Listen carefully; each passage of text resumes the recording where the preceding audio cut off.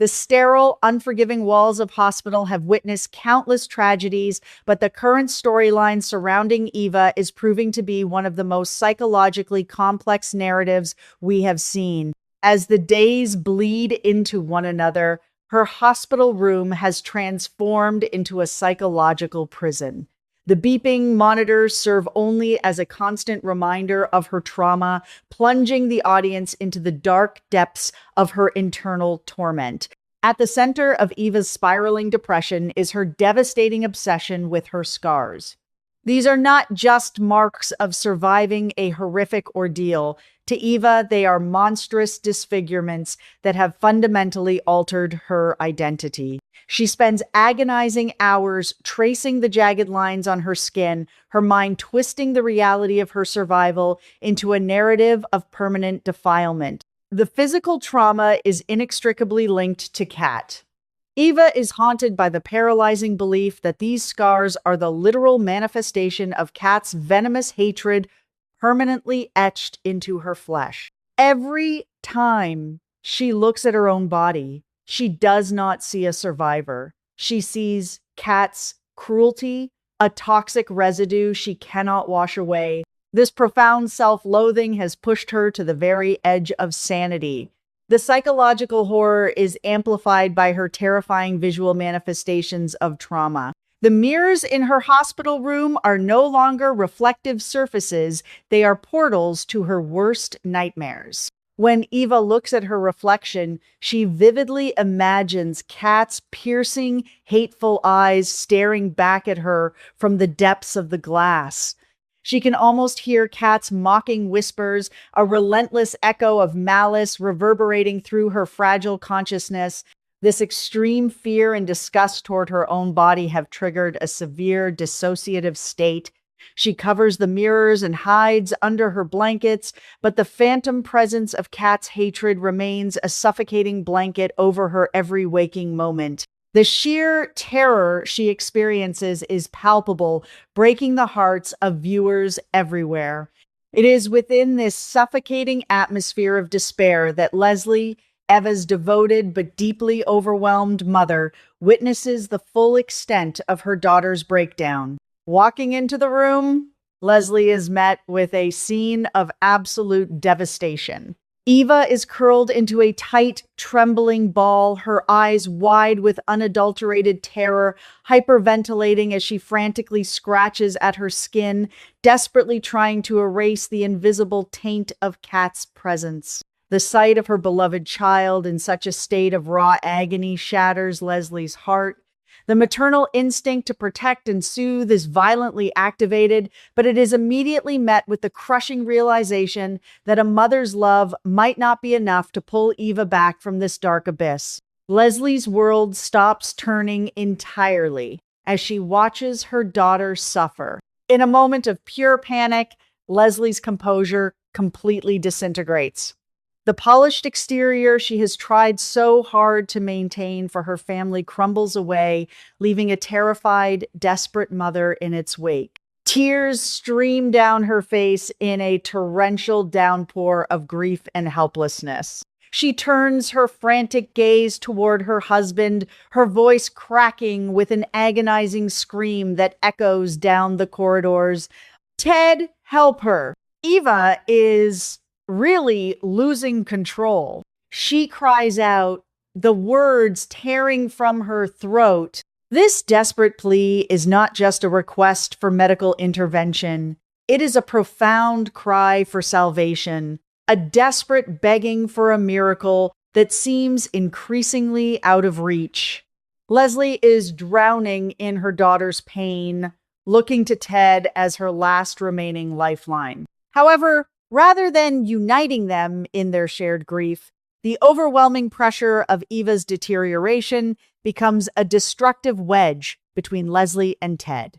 The sheer weight of their collective helplessness acts as an accelerant, igniting a bitter and deeply painful argument right outside their daughter's door. Leslie, blinded by her terror and desperate for a solution, lashes out at her husband. She tearfully and furiously blames Ted for his inability to find a way to heal their daughter. She accuses him of not doing enough, of failing in his fundamental duty as a father to protect his child. It is a cruel, unfair accusation born entirely out of a mother's desperate need to find a target for her overwhelming grief, creating a toxic byproduct of their shared inability to save her.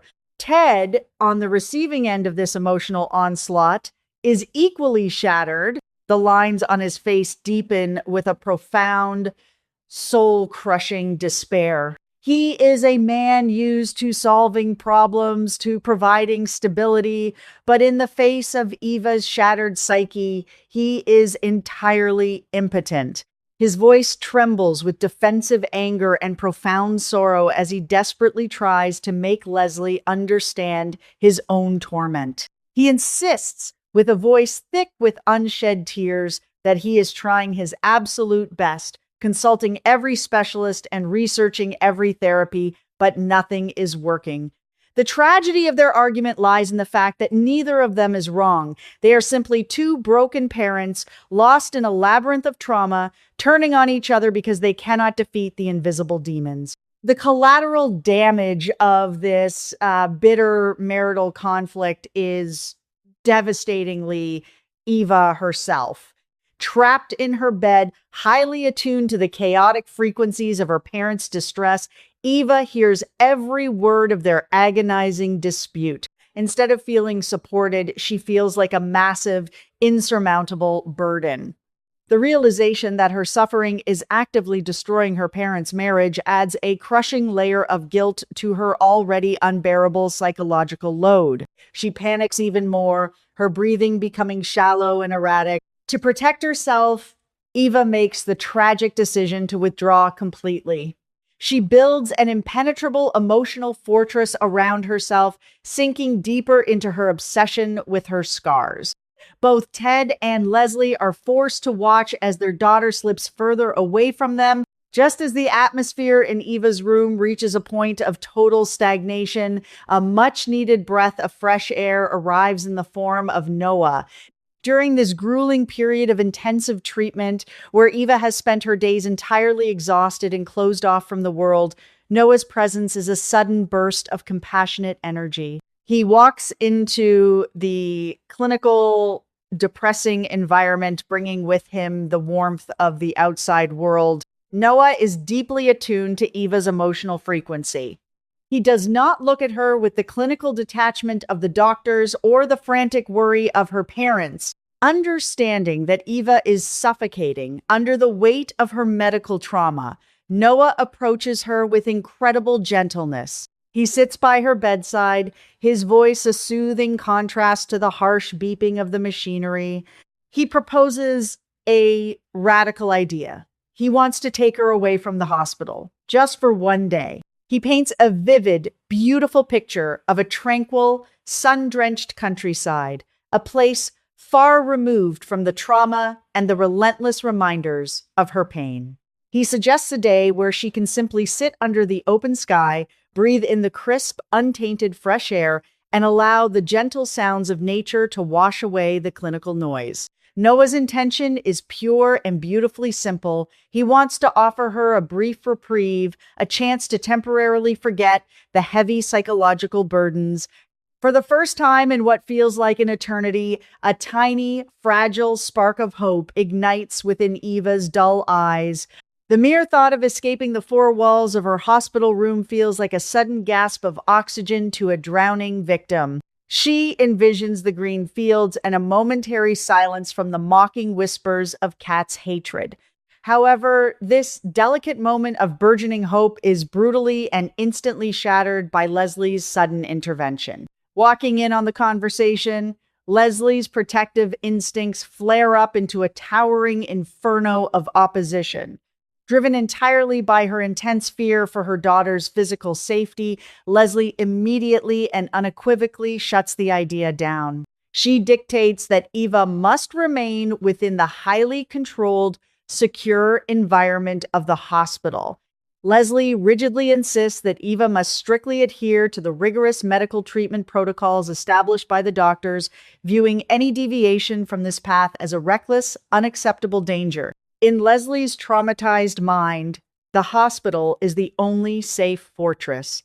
Witnessing Eva's immediate regression, Noah's usual calm demeanor evaporates, replaced by a fierce, protective anger. He refuses to back down, initiating a passionate argument with Leslie right in the middle of the room. Noah vehemently argues that relying solely on clinical treatment is vastly insufficient for a trauma of this magnitude.